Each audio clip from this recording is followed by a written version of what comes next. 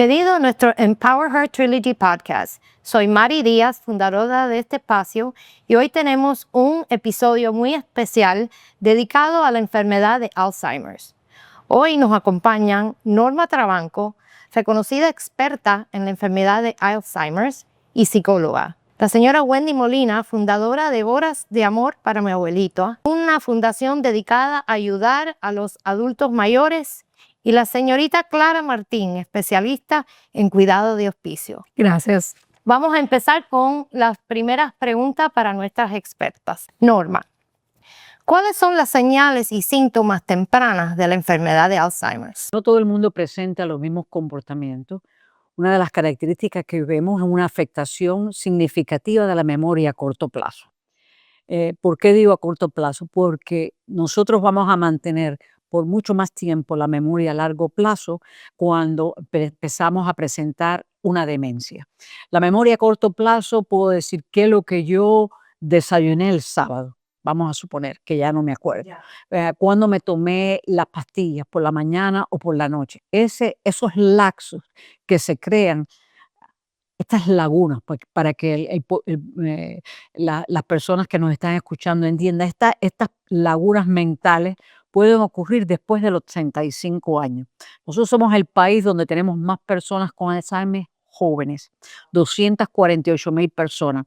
Y esto está comprendido entre la edad de 35 a 45 años. Hoy por hoy sabemos que la cantidad de personas jóvenes con esta enfermedad, esto tiene que ver más que nada a problemas hereditarios. O sea, si la persona tiene la demencia temprano, quiere decir que hay un gene que se llama 4,4 genotipo que se crea en el funcionamiento de la familia.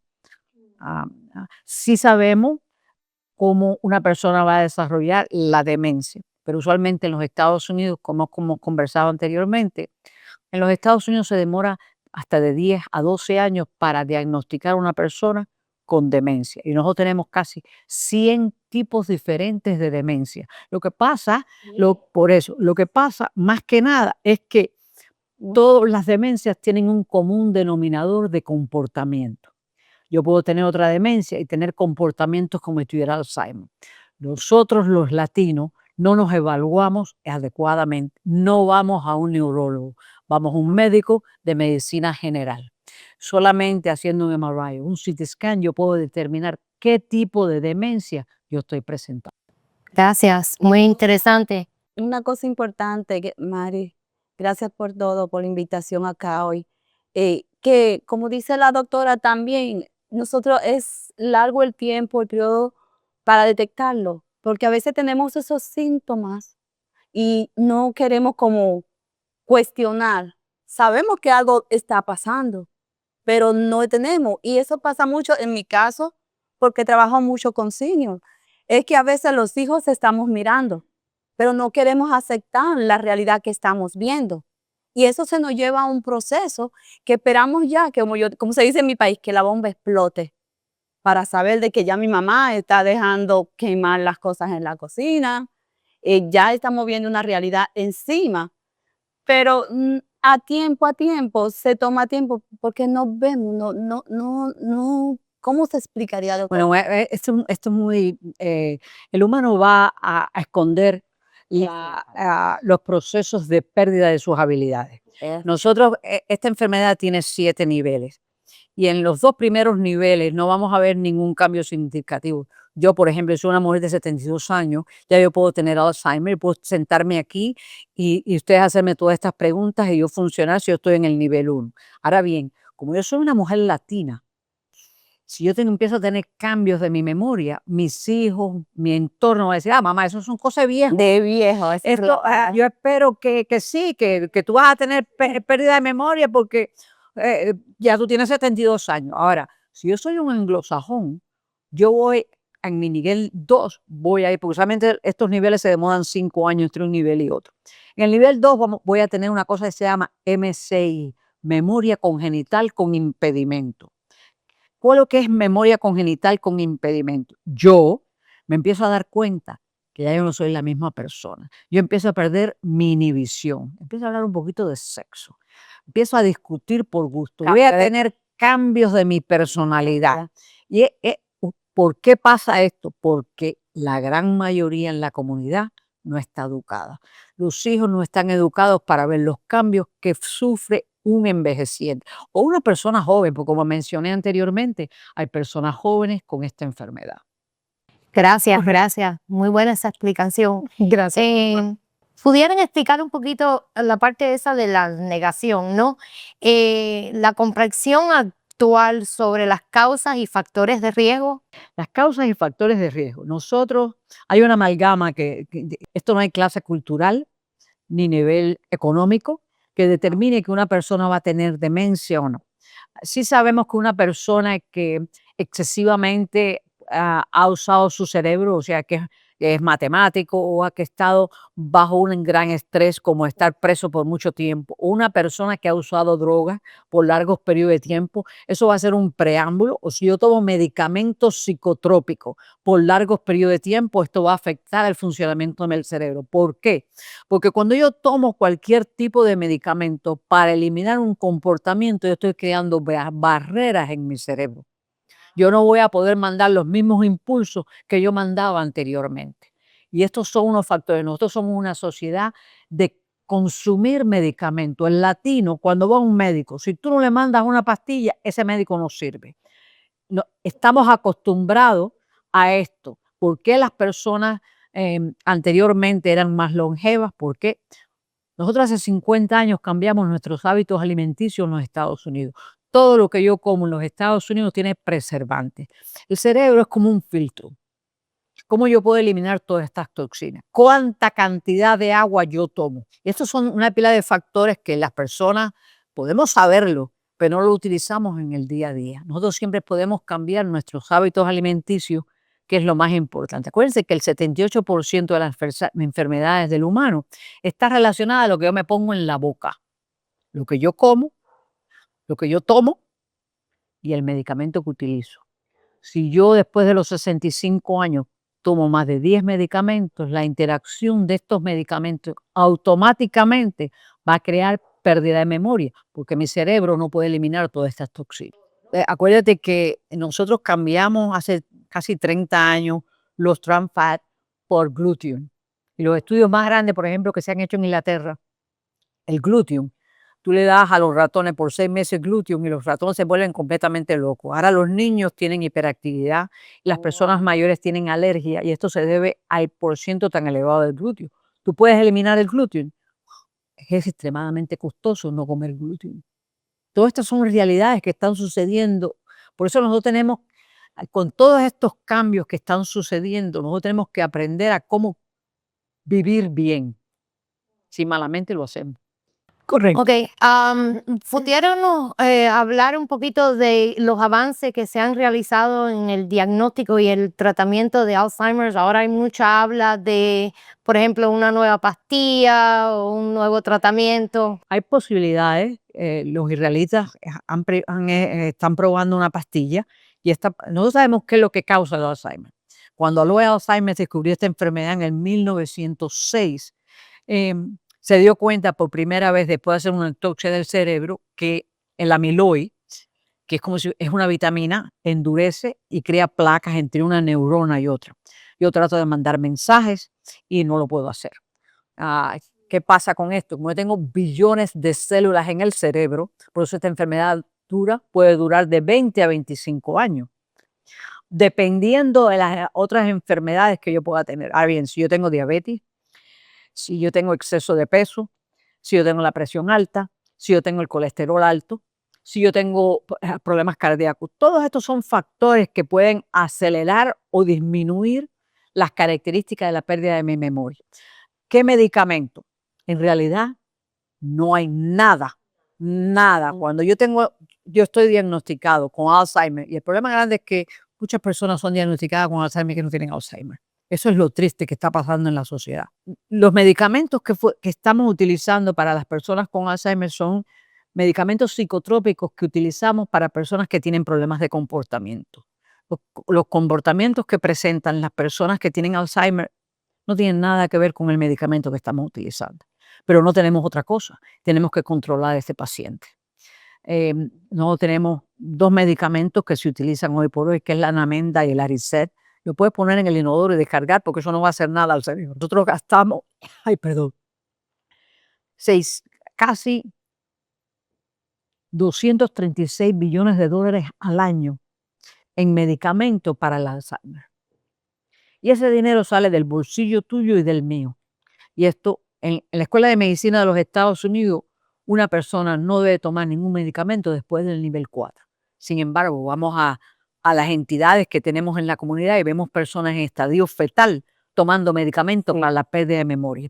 Estos medicamentos pueden endurecer el hígado, afectar el funcionamiento del riñón, un sinnúmero de cosas, o acelerar hasta el proceso, porque estos medicamentos crean un plató por un periodo de tiempo y después la persona cae. Muchas personas, y yo lo escucho igual que Clara quizás, ¿cuál es la diferencia entre la demencia y el Alzheimer? No, Alzheimer es una demencia. Lo único que tiene el nombre de Alzheimer porque quien descubre este tipo de demencia es Alois Alzheimer. Tenemos peak demencia, que es una demencia muy agresiva, que es también Alzheimer. O sea que tenemos demencia senil, arteriosclerosis, demencia vascular, Parkinson. Puedo aquí enumerar, tendríamos que hacer 5 programas de esto para enumerar todas las demencias que tenemos. Sí, algo que te iba a decir es que como la demencia, lo que se llama demencia es como una sombrilla, donde cae aquí abajo, entonces está el Alzheimer, están los diferentes tipos. Me corrige sin dejar así, pero es una sombrilla, de lo que llamamos demencia, hay tanta variedad, como dijo la doctora al principio. Entonces todas ellas caen de abajo con diferentes factores, diferentes formas de ver o comportamiento que pueden Bueno, tener en realidad todas las demencias tienen un común denominador. Me parezco, pero no soy esta demencia. Por eso utilizamos hoy por hoy una terminología que se llama demencia mixta. Yo tengo parkinsonismo y tengo características o comportamientos como si tuviera Alzheimer. Y entonces esto es lo que llamamos demencia mixta. Yo tengo demencia senil porque tengo más de 80 años. Después que yo tengo los 80 años, yo voy a tener lo que llamamos una demencia senil. Esta demencia senil, las características que tiene es que yo entro y salgo. Tengo momentos de lucidez y otros que estoy bien confusa, pero tengo comportamientos como el Alzheimer. Entonces esto llamamos una demencia mixta. Pero precisamente por eso hice la pregunta, porque cuando muchas de las personas que conocemos se enteraron que íbamos a hacer este podcast, hoy me dicen que aclaren la diferencia, porque no sabe, hay que hacer mucha educación en nuestra comunidad sobre esta enfermedad. Sí, cuando tú me dijiste que hiciéramos este programa, yo he hecho estos programas muchas veces en inglés, pero el problema grande, el 69% de la población en el estado de la Florida es hispano. Nosotros tenemos que educar a nuestra comunidad, sobre todo por el raciocinio que utilizamos culturalmente. Y la gran mayoría de nuestros cuidadores, de las personas que cuidamos a personas con Alzheimer, demencia, no reciben el apoyo necesario. En este país donde hay tantos servicios supuestamente, eso es el gran problema que tenemos. Una de las cosas en las que me he motivado y me enfoca mucho a ayudar a ser latino, porque como latino nosotros traemos nuestra cultura de que, voy a decir cosas, no, ese es el edad, como decíamos antes, eso es la edad o los años. No tenemos una educación. Cuando nos llega el problema a nuestra casa, tenemos mucho material en inglés, pero cae otro problema. Un latino que no habla el inglés perfectamente, que tiene todo el material, solamente se lleva lo que le dicen los grupos de apoyo.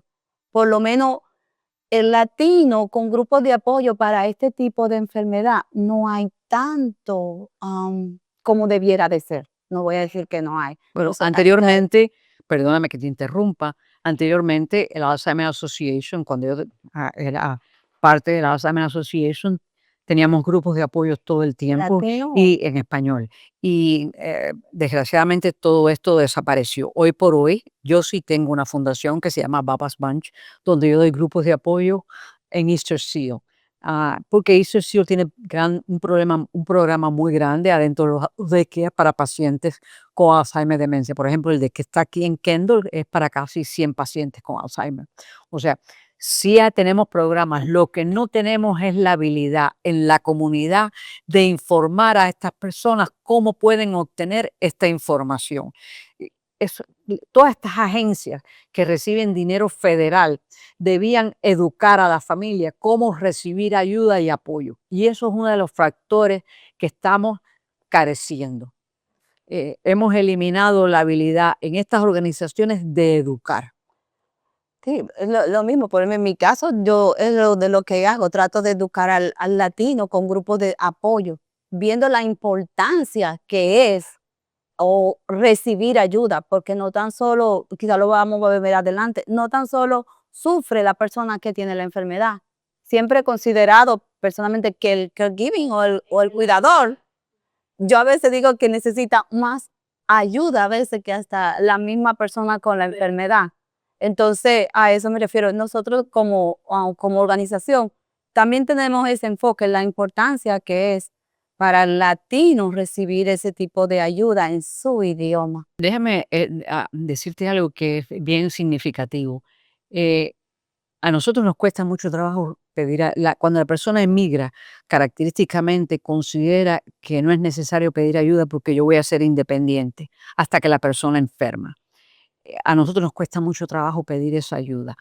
Eh, pero más que nada, yo diría que simbólicamente nosotros nos da mucho miedo tener un familiar con pérdida de memoria, porque consideramos que eso nos va a pasar a nosotros. Puede ser que nos pueda pasar a nosotros, pero si tú no te involucras y te educas, tú no vas a saber por qué esta persona está presentando los comportamientos que presenta. Y en los niveles de esta enfermedad, no todo el mundo tiene los mismos comportamientos, pero vemos agresividad, vemos depresiones agudas. El cuidador es el que más se afecta de la enfermedad de Alzheimer, porque esto es una enfermedad a largo plazo. Esta enfermedad me da la oportunidad a mí de despedirme. Yo siempre le explico esto y porque es que he cuidado a tantas personas con Alzheimer en mi casa. Esta enfermedad te da la posibilidad de despedirte. Otras enfermedades no te hace eso. Tú tienes cáncer y te mueres. 6 meses, 8 meses. Esta enfermedad puede estar en el sistema 20 años. Durante 20 años esta enfermedad te está enseñando a ti cómo despedirte de esta persona. Pero es muy difícil porque este es el esposo mío, este es mi hermano, este es mi papá, Mi este es mamá. mi mamá, que era independiente y funcionaba. Este es el problema, el mogollo de esta enfermedad es esto, enseñarle a la familia cómo convivir y despedirse de este familiar que tiene demencia apropiadamente. Bueno, Norma, estoy fascinada que estés en esta tarde con nosotros compartiendo con la comunidad todo tu conocimiento.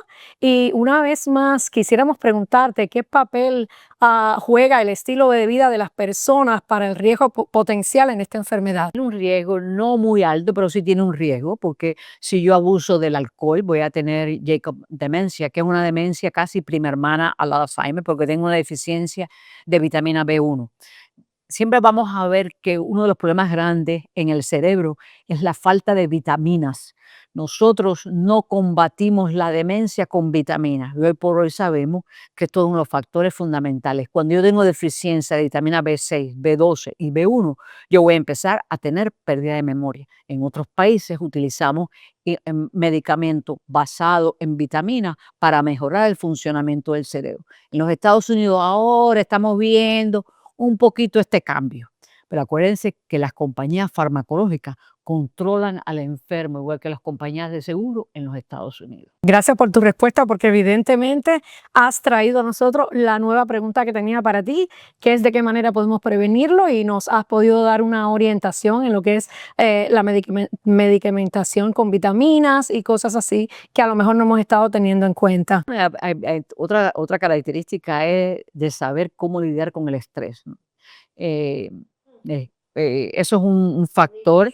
Cuando las personas caen en depresiones, empiezan a tomar medicamentos psicotrópicos para poder lidiar con la enfermedad. Por ejemplo, un estudio muy grande que hicimos con las mujeres latinas, específicamente en la comunidad cubana, en los años 90, la Universidad de Miami hace este estudio y el común denominador, pues, que estas mujeres empezaron a tomar psicotrópico, un medicamento muy conocido en nuestro país que se llama meprobamato, y cuando se acabó el meprobamato empezaron a tomar Xanax.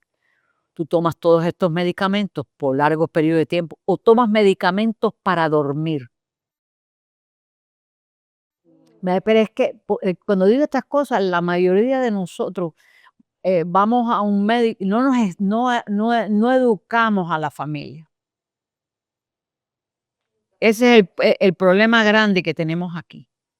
Los ejercicios también, formamos ejercicio y la alimentación. Es un factor bien importante también. Yo diría que 2 cosas fundamentales, 3 cosas. La terapia de validación es la única terapia que utilizamos con el paciente de Alzheimer. La terapia aromática, porque el olfato es diría yo, que lo último que perdemos, y la música. La música relacionada a donde está la persona, porque la persona que tiene demencia te va a enseñar a ti exactamente dónde está. Quiere decir que, por ejemplo, una mujer como yo, que nací en Camagüey, tengo ahora demencia y voy a empezar a hablar de Camagüey y de la Avenida de los Mártires donde vivía. Entonces, mis hijos me llaman, mamá, nosotros no conocemos esa casa porque vivimos en Boston todo el tiempo. Y eso es lo que pasa. Yo estoy viviendo en Camagüey, no en Boston. Eso es lo que la familia no entiende. Yo siempre voy a saber cuando tengo demencia en dónde yo estoy. Lo que pasa es que como la familia no está educada, no puedo utilizar esa validación, esa información que yo tengo para atraer a la persona al momento actual. Es la única terapia que utilizamos de valor, de dar valor a la información. Correcto. Sí, yo estaba leyendo un artículo precisamente de eso específicamente, que uno apoyando al enfermo tiende a decirle las cosas actuales y esa persona enferma no entiende eso. Se frustra. Entonces le preguntan, por ejemplo, mi esposo viene a comer ahora a las 6:30 y entonces la hija lo normalmente que conteste, no, papá murió hace 5 años. Dice que eso es lo peor que tú puedes hacer. Sí, él viene a las 6:30. Déjalo vivir el momento, no la actualidad. La terapia de valor es la única terapia, de verdad, y esto lo creamos hace muchos años, que empezamos a abrir las unidades de un programa que se llamó Heartland. Heartland fue el nursing home donde se crean más unidades para pacientes con Alzheimer. Yo tuve la oportunidad de dirigir unos cuantos programas de ellos. Y el fundamento de estos programas era actividades de 12 a 14 horas diarias para mantener la memoria, porque por el medio de la repetición la persona puede identificar hasta los familiares, pero siempre tienes que utilizar las mismas palabras. Y esto es darle valor a la persona, darle la sensación de que están en control. Pero cuando yo te quito el control a ti, yo me voy a frustrar.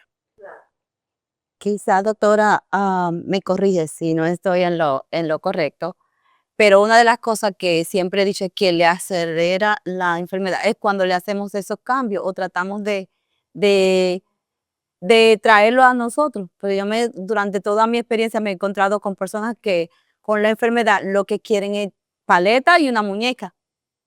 O llévame a mi casa donde yo viví. Entonces los hijos dicen, no, ya hay que cambiarla. Hoy le cambio la casa, hoy le pongo el mueble aquí, mañana se lo cambio a otro estilo. Y es como te dice, la repetición y el que ellos vean, siempre he dicho, eso le da a ellos tranquilidad, paz y seguridad. Sí, bueno, en lo que tú describiste es lo que llamamos el del nivel 4 al 5, donde la ansiedad de la persona es buscar donde la persona vivía con su mamá y con su papá. Y usualmente lo que hacemos es que yo voy a llevar a esa persona a buscar a la mamá y el papá. Y lo saco a la calle, dime cuál es la casa de mamá, cuál es la casa de papá, lo monto en el carro, como hacemos con los niños cuando eran Sí. chiquitos. Cómo dormíamos los niños muchas veces nosotros, dando vueltas con un niño montado en un carro. Acuérdate que esto es una enfermedad de retroceso. Esta enfermedad empieza como si yo tuviera 12 años y si yo vivo los 7 niveles voy a terminar funcionando como si tuviera 3 meses de nacido en estado fetal y voy a utilizar mis manos para entretenerme. O sea que voy de 12 a 3 meses de nacido. O sea, cada periodo tiene una edad y eso es uno de los problemas grandes que tenemos con estos cuidadores en las instituciones que no están entrenados para saber cuáles son las características de los comportamientos que se avecinan. Porque tú tienes que adelantarte al comportamiento que va a presentar el paciente. Y esa era mi próxima pregunta. Gracias, Norma, siempre adelantada. Claro. Una de las cosas más importantes es poder ayudar a esa comunidad. Los latinos nos caracterizamos en especial por cuidar mucho de nuestros seres queridos y la mayoría cuidan sus propios familiares y nos gustaría saber de qué manera podemos orientar más a esa comunidad, qué programas pudiéramos crear para que ellos tengan un poco de apoyo y saber cómo guiar y ayudar a los pacientes en ese desafío de la enfermedad en su estadio terminal. Por estudios que se han hecho, el adult care es algo extraordinario porque ayuda a la persona hasta vivir independientemente de 5 a 10 años más, sobre todo por el componente social. Yo me levanto por la mañana, yo me baño, yo me visto y voy a interactuar con personas. Cuando yo voy a vivir ya a una entidad, vamos a suponer a una casa de ancianos o a un facility, ¿qué pasa con esto? Yo no conozco el entorno, yo no identifico a las personas, dependiendo del nivel, porque hay un nivel donde ya yo pierdo la noción de esto. Ya yo cuando esté en un nivel 5, yo no voy a poder interactuar ni saber quién entra ni quién sale, dependiendo también de la demencia, pero usualmente esos primeros 15 años de la enfermedad es muy importante mantener la continuidad y la sociabilidad de la persona, que la persona socialmente interactúe. Porque mientras más yo aíslo a una persona, igual que con un niño, más esta persona va a perder sus habilidades. Nos parece muy interesante y ojalá se repita pronto nuestra conferencia de nuevo. Antes de que termine con lo que dijo la doctora, importante las familias, los cuidadores, esas personas que el día a día pasan el día a día ayudando a su ser querido, ya sea llevándolo al daycare, pero también que busquen ayuda, que busquen programas, porque educarnos nos va a ayudar a pasar ese proceso de una mejor manera. Bueno, es fundamental es que la persona que cuide a alguien, que sea un cuidador, tenga su propio tiempo y espacio. La enfermedad no es de Alzheimer consume extraordinariamente la energía del entorno. Ya todo el mundo tiene Alzheimer cuando uno cuida a una persona con Alzheimer. ¿Por qué? Porque eso se convierte en el foco de la familia. Nosotros tenemos que crear espacio, lugar y tiempo para las personas y los cuidadores. Y eso no lo vemos muy frecuentemente. Otra cosa que no mencioné es una compañía como la de María, MDL, que eduque a la persona que puede recibir y cómo puede recibirlo. Una organización que pueda orientar a la familia, a todo lo que es los servicios comunitarios es fundamental. Cuando estos procesos empiezan de pérdida de memoria, nosotros tenemos que adelantarnos y crear plan de apoyo para la familia y para el enfermo. Y eso es una de las cosas que tú haces, María, en el funcionamiento de tu organización es ayudar a la familia a recibir todos los recursos que están allá afuera que ellos no conocen. En eso nos enfocamos en ayudar. Lamentablemente la vida está muy costosa y hay familias que no pueden dedicarle ese tiempo y tienen que poner sus abuelitos en centros donde los cuidan. Nosotros contratamos con excelentes centros donde cuidan del abuelito, pero no solo lo cuidan, sino le dan todas esas terapias tan necesarias y la socialización que es tan importante para esta enfermedad. No se pierdan nuestro próximo Empower Her Event, que será en septiembre y va dedicado a todas esas personas, mujeres, que cuidan de estos abuelitos con esta enfermedad y la vamos a apapachar. Gracias. Gracias por todo.